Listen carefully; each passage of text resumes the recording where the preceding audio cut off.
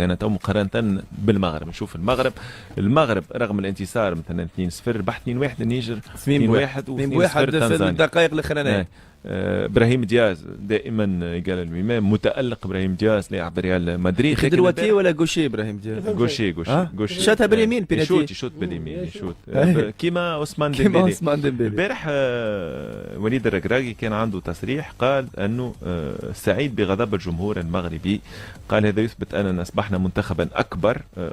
وقال لازلت اتذكر الاحتفال بالفوز على الموزمبيق والتاهل لكاس افريقيا 2013. هذا شنو قال وليد الركراكي بعد المباراة؟ قال المناصرين المغاربة خرجوا للشوارع احتفالا بالتأهل لكأس العالم نسختي 2018 و2022 واليوم احنا على أعتاب التأهل للمونديال ويبدو أن الأمر طبيعي وعادي. أصبح من المغرب الرابع عالميا والمغرب منتخب عالمي. لكن فما بعض الشكوك فيما يخص المردود في آخر 2 مباريات. سمير وتعرف أنت الريفاليتي بين المغرب والجزائر. شوف الجزائر زاد ربح 5 وربح 3 لبرا. يقول لك أنا فما شكوك في المردود وفي العروض اللي قدمها منتخب المغرب. هو تصريح الركراكي راهو تصريح منطقي ويمشي ينطبق على تونس والجزائر ومصر وغيرها. احنا بيدنا في تونس كي نترشحوا لكاس العالم ما عادش نفرحوا. 9 منتخبات ترشح لكاس العالم وتحطني في مجموعه كيما هذيك بالطبيعه باش نتاهل. دونك المغرب بطبيعه الحال المغرب باش يتاهل لكاس العالم حاجه طبيعيه ومنطقيه وما فماش فرحه. دونك ما فماش حاجه جديده قالها الركراكي. لكن فما تراجع بالنسبه للمردود. ماهوش تراجع نتائج، تراجع مردود المنتخب المغربي. هذا يلزم ننبهوه ونقولوه. النقطة الثانية اللي تأكدت بصفة كبيرة بعد كأس العالم، تذكروا لعب كأس أفريقيا وفما إخفاق وخرج المغرب من الدور الأول من كأس أفريقيا هكا ولا؟ وكانت صدمة كبيرة للشعب المغربي الكل. علاش خرج من كأس أفريقيا؟ لأنه كل المنافسين اللي لعبوا المغرب بعد تألق كأس العالم كلها لعبت بأسلوب دفاعي. البارح نفس الشيء، نفس الصعوبات اللي لقاها المنتخب المغربي امام منافس متواضع او اقل برشا من المنتخب المغرب، لكن منافس لعب بطريقه دفاعيه. وهنا نمشي ونعملوا عين على كاس افريقيا الجايه. كل المنتخبات مش تقابل المغرب باش تلعب بطريقه دفاعيه. واذا كان عندها معناها الترانزيسيون ولكن القوه الهجوميه يولي المنتخب المغربي باش يتقلق. دونك انا ردوا بالنا ركراكي وغيره من الفنيين واللاهين بالمنتخب المغربي راهو المنتخب المغربي على قد ما عنده امكانيات كبيره هجوميه كل ما تسكر المساحات يلقى مشاكل. ثم اذا كان معناها يلعب له بطريقه المرتدات فيتقلق المنتخب المغربي. فما شكوك وفما ربما حيره نوعا ما من قبل الجمهور. هذا منطقي وطبيعي انا نراه. بين المغرب والجزائر شكون عجبك اكثر سمير؟ للبارح بطبيعه الحال الجزائر. نحكي في الفتره الاخيره تو والحلول الهجوميه الموجوده مثلا لكل فريق وممكن الروح وهذا كل معناه. والله هو سؤال صعيب صراحه. الفتره الاخيره بتاع بيتكوفيتش بدا يرجع المنتخب بدا يرجع لطريق النجاح والتألق المنتخب الجزائري. المنتخب المغربي تلمون اعطانا مردود كبير ياسر في كاس العالم اللي ولات بعد كاس العالم كل نتيجه معناها يعملها ولا كل تعثر يقوم به نقولوا تراجع المنتخب المغربي. ما فماش نجاعه هجوميه كبيره ياسر في الزوز مباريات الاخيره. قل لي هاو ربح لي 2 ماتش هذوما ربح معناها وسجل اهداف. لكن نقول لك على مستوى خلق الفرص المنتخب المغربي راهو فاسيلمون كان في ربع ساعه الاولى نص ساعه الاولى 3-4 ويكمل الماتش.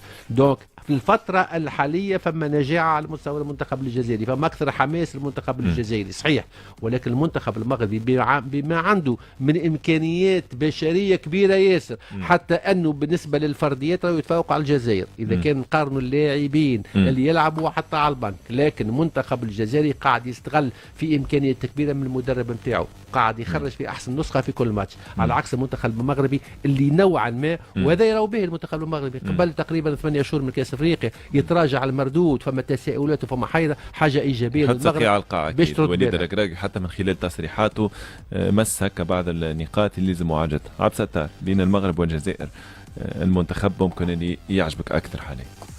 ليه هو ما نحبش ندخل في مقارنات لانه الحقيقه الانجاز اللي عمله المنتخب المغربي الحقيقه مازال المنتخبات العربيه بعاد انهم ينجموا يعودوه، لكن المنتخب الجزائري قاعد يتعافى مع بيتكوفيتش، قاعد يقدم في مستويات كبيره على مستوى الفني، ولكن يبقى اليوم المغرب هو الرابع المونديال الاخير. ما نجموش ننكروا هذا، ولكن فما نقطة مهمة وحكيناها حتى بعد كاس افريقيا كان يقول فيها سمير توا، انه 1000 فريق توا باش يولي يعمل حساب المنتخب المغربي اللي باش يجي يتكتل دفاعيا.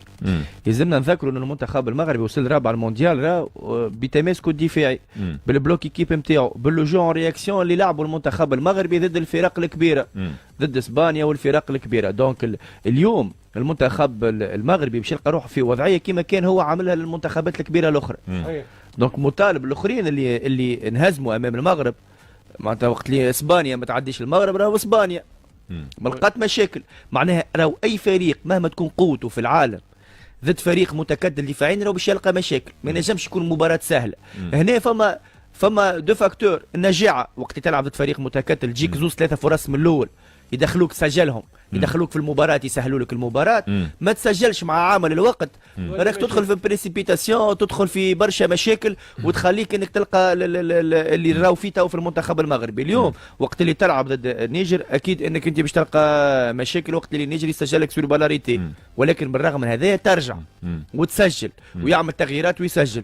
كيف البارح ضد المنتخب المغرب سور دي بالاريتي يسجل على ركنيه وعلى بينالتي، معناها قاعد يلقى في مشاكل. ولكن المشكل الكبير هو تسييم الفرص. نفس الشيء مع المنتخب المصري اللي هو يجيب فرص وما يسجلش، بشق الانفس. منتخب مصر ما يسجلوش الفرص. هذا المنتخب الجزائري سمير يوجه انذار حد اللهجه لبقيه المنافسين في منافسات طبعا تصفيه المونديال امريكا وكندا والمكسيك، وطبعا في كاس افريقيا الامم القادمه في ديسمبر 2025. امبارح 5-1 يفوز الشراكه مع الموزمبيق اللي كان متصدر مع الجزائر لحساب المجموعه هذه، مجموعه التأهل لمونديال الولايات المتحدة الأمريكية كندا والمكسيك. عمورة مندي، عمورة حجام، وعمورة شريط الأهداف. 5-1 لمنتخب الجزائر، 3 أهداف في ظرف نص ساعة. منتخب الجزائري بدأ بداية قوية. تحسوا فريق راكز، تحسوا فريق عنده خبرة، تحس فما الفنيات، تحس فما روح المجموعة، روح كبيرة. البارح كنت نتفرج في بوداوي قندوسي يلعب في سيراميكا كليوباترا في الدوري المصري، وبتيتولير مع لاعبين كبار كيما رياض محرز وكيما عمورة اللي يلعب في البوندسليغا، وذولي افضل لاعب عمورة في الجزائر في لي دو ماتش هذيك. شوف مدرب كبير ولا زايد بيتكوفيتش مدرب كبير صراحه، لا يعيط ياسر، لا يفلم كيما نشوفوا احنا بعض المدربين، لا يشد راسه، لا يرى الكاميرا يبدا يعمل هكا في السينما. لا، مدرب هادي يتفرج ويتبع ويشوف، ودقيق الملاحظه، دقيق الملاحظه. وقت لازم يفرح بعد المباراه يفرح مع اللاعبين نتاعو ويشطحها معاهم شويه هكاك بعد الماتش، اما في وسط الماتش هكاك الديسبلين والريغور هذايا يمشي للملاعبيه ديسبلين هذيك. ريتوشي ملاعبي نتاع الجزائر خارج متغشش ولا خارج هكا ولا كذا، نلعب ليه؟ ليكيب اللي تلعب لازمها تلعب لا اكثر ولا اقل مع مدرب قوي الشخصيه. شفنا ماتش بوتسوانا ولا شفتك الديسبلين تاع ليكيب تاع الجزائر كيفاش؟ شفتك الديسبلين والشيء. انا حاجه ثانيه انه اضافه الى المدرب وانه الريغور تكتيك، المنتخب الجزائري تحس انه عطشان كره، يحب يعاود تاريخ اخر وفرحه اخرى وتتويج اخر. نشوف اللاعبين نتاع المنتخب الجزائري يتبدلوا، راهو ما عادش بغداد بونجاح ولا سليماني ولا لا، ما عادش، فتاهم لاعبين جينيراسيون جديده موجوده. كيف نشوف باغ اكزومبل غويري لاعب ممتاز برشا، لاعب ممتاز برشا. كي نشوف رياض محرز وكيفاش يتعامل مع الماتشات بذكاء، ونمشي نقارن مع صالح من الغادي، وصلوا رياض محرز وصالح يلعبوا بالخبره، ولاو يلعبوا يعرفوا وقت ما تشوفهمش يجريوا ياسر، لكن تيلمون رياض محرز افيكاس اللي كل ما ياخذ الكره يجي يعمل اسيست ولا باس توجع المنافس. اي بورتون ماهوش قاعد يعمل في مجهود اضافي، لكن كل ما توصلوا الكرة إلا ويكون خطير. والدليل على ذلك لي دو اسيست اللي عملهم، وخاصة الاسيست الثالث نتاع بونتو عمورة اللي يدرس صراحة. عمورة ممتاز، لاعب ممتاز برشا. هو الاسيست الثالث، سامحني سمير نتفاعل معك، تعطى زوز ملاعبيه كان نجم يسجلها بالكنترول. عطاهم الاثنين الكنترول عطاهم الاثنين ايوه الكنترول ومره تصرفوا الكنترول قبل الاسيست. منهم مره في مانشستر سيتي دياغونال نتاع 40 متر دي بروين عطاها له عمل الكنترول تو يعاودوا فيه الكنترول اللي عملوا معناها الكره ماتت.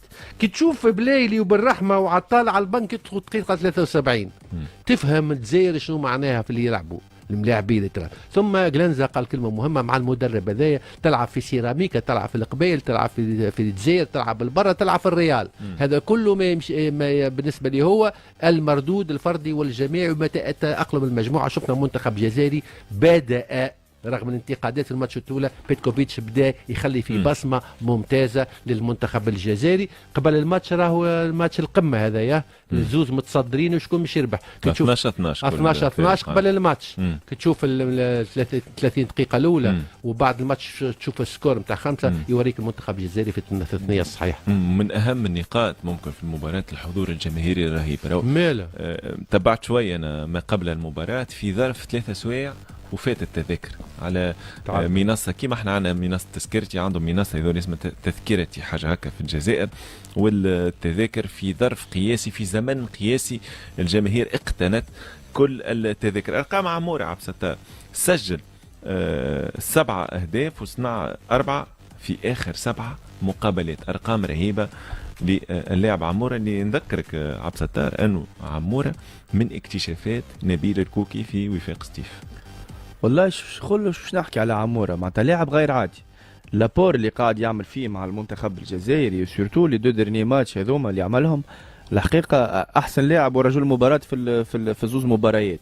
معناها لي زابيل دو بال، الحس التهديفي نتاعو هو معناها عموره البونتو يشم وشمان. وقت اللي الكره تجي عند البورتور دو بالون تشوف لابيل دو بال اللي يعملوا، تشوف لي بيليتراسيون اللي يعملهم دون لاكس، راهو يدخل معناها من اللي يكون في الكولوار يدخل الانتريور ويطلب الكره ويعطي حلول للبورتور دو بالون.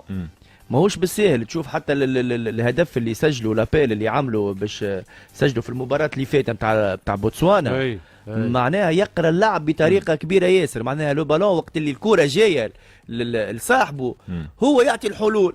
مش شنو هي الكره يا اخي؟ الكره حلول يا اخي. انا بورتوريزم عندي حلول. وشكون مش يعطيني الحلول؟ مش يعطيني لي كويكيبي نتاعي. انا عندي كره في منتخب الجزائر عمور يعطيني حل، هو يوبليجيك باش تخرج الكره. وشفنا الاسيست مش كان عموره راهو خاطر حكينا على الاسيست نتاع محرز. دو زابيل صاروا معناها في نفس المساحه، كان ما خذاش عموره، كان شكون اللي عمل لابيل معاه؟ غويري ذولي كان ينجم يسجلها. حاضر سوري دوزيام بالون. وشفنا الهدف الخامس كيفاش ان دوزيام بالون كان هو حاضر غويري باش سجلها.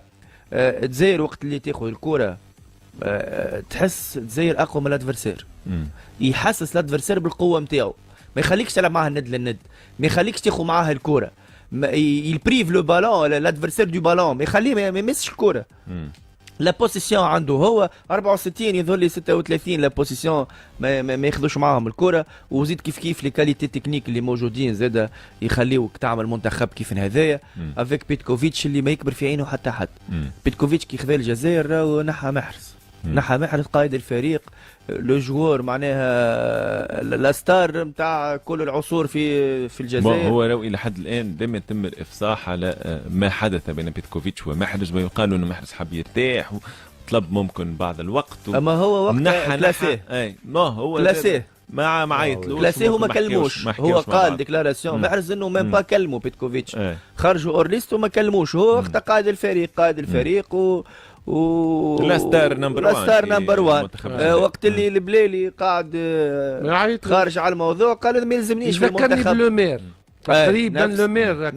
دونك اليوم تلعب في سيراميكا، تلعب في السيتي، تلعب في الوولفز، تلعب وين تحب انت، حاضر انت الفورم نتاعك في التوب، تفضل مرحبا تلعب في المنتخب الجزائري. من جرايته تفهم كل شيء. عالمي 136 الف يورو 140 الف يورو شهريا. مدرب عالمي. بلا فما نقطة أخرى سمير، نحب نرجع شوية نحكي على عمورة راهو من مواليد 2000 لعب 2 سيزون في ستيف، معناها سيزون 19 20 و20 21. على إثر الموسم هذاك غادر إلى لوغانو في سويسرا. في لوغانو عمل 3 سنين بعد عمل عام في لونيون سان جيلواز في بلجيكا، وحاليا نجم في البوندسليغا في فولسبورغ. معناها خرج في قداش عمره عمره 19 20 سنه، تو عمره 24 سنه. 24 عام 24. المسؤولين في الانديه في تونس بالله كي يبدا فما هكا اهتمام من فريق اوروبي ما تعجزوهمش، خليوا الملاعبيه يخرجوا في عمر 19 في عمر 20 يتطوروا. راوريت الملاعبي عموره من ستيف لوغانو مشى لبلجيكا لونيون سان جيلواز، وتوا في فولسبورغ. معناها راهو واحد كيما حاج محمود يلعب في لوغانو تنجم تلقاه في فريق اوروبي محترم في البوندسليغا. سيبوا الملاعبيه علاش تعجزوا؟ صالح وين مشى؟ صالح مشى للبال اف سي بال بعد تشيلسي. سايبوا مرموش حكايه مرموش سايبوا الملاعبيه علاش تحط في كلوز ب5 مليون يورو في عقده؟ شنو 5 مليون يورو؟ راهو هبال. لا واحنا حاجه تضحك. شنو 5 مليون يورو؟ شيء كبير، هذا مشكل من المشاكل. اعطيه بري افيك اوبسيون داشا، هزو يمشي خذ نسبه على البيع من بعد على الكونترا، خليه يتحط في الفيترينا في فريق اوروبي، خليه نسمع فيه في سويسرا في فرنسا في البرتغال، خلي الناس تشوفه، خليه يتطور يعيش البرا، يعرف شنو معناه الاحتراف والبروفيسيوناليزم. هذا كله نحكي مع علي العابدي سمير. علي العابدي خرج 26 سنه 25 سنه، خسر 5 سنين من حياته، اللي ما خرجش بكري خسر 5 سنين من حياته. علي العابدي عمره 31 سنه، عمره 31 سنه علي العابدي. واحنا لهنا يقول لك تيجي تلعب في جمعيه كبيره في تونس، مش تمشي لوغانو ولا تمشي لوريون ولا تمشي دراوين، تي جمعيتك خير، هاك تخلص خير لهنا، هاك تخلص خير يا ولدي، باش يتطور وباش يتحسن وباش يمس الكره الصحيحه، وباش من بعد تولي عنده معناها طموحات اخرى. مالوروزمون ومسهلها 3 مليون يورو 2 مليون يورو، واعطيني مليارات واعطيني. سمير ملاعبيه عمرهم 16 17 5 مليون يورو في عقودهم راهو. ايش نقول لك، هالقانون هذايا زاد، هالقانون هذايا زاد نتاع يوصل ل 18 تعمل له عقد ب5 سنوات و300,000 و500,000 شهريه وما يخلصش فيها هذاك، معناها هكاك. زاد يلزم مراجعه القوانين هذيا صراحه. وانا معك سمير، القوانين هذيا يلزم مراجعتها وتغيير. هو 18 سنه تربطني ب5 سنين حتى 23 سنه وما تلعبنيش، ومن بعد تسلفني جمعيه اخرى انا مازلت مربوط معك بعقد، و500 دينار شهريه ما ناخذهمش. فما شكون يعمل 3 و4 سنوات في فريق كبير وما توصلش شهريته المليون، والله ما توصل. معناها 4 سنين سينيور في فريق كبير وشهريتك تخلص مليون. شنو التطور اللي باش تطوروا؟ لانه حتى مونتالمون ما نجمش يتطور، هو فما عنده ان بلوكاج مونتال، لانه يلعب مع واحد قدامه بجنبه ياخذ 50 و 60 مليون، في 60 مليون هو ما عندوش مليون، هو ما عندوش مليون. وشنو هي هالمارج اللي باش نجم يتطور فيها؟ هو حتى شيء حتى شيء.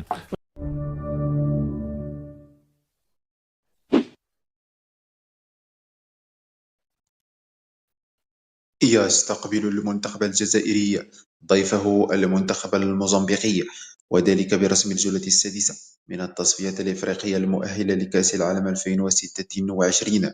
وإليكم في هذا الفيديو الموعد والتوقيت والقنوات الناقلة للمباراة.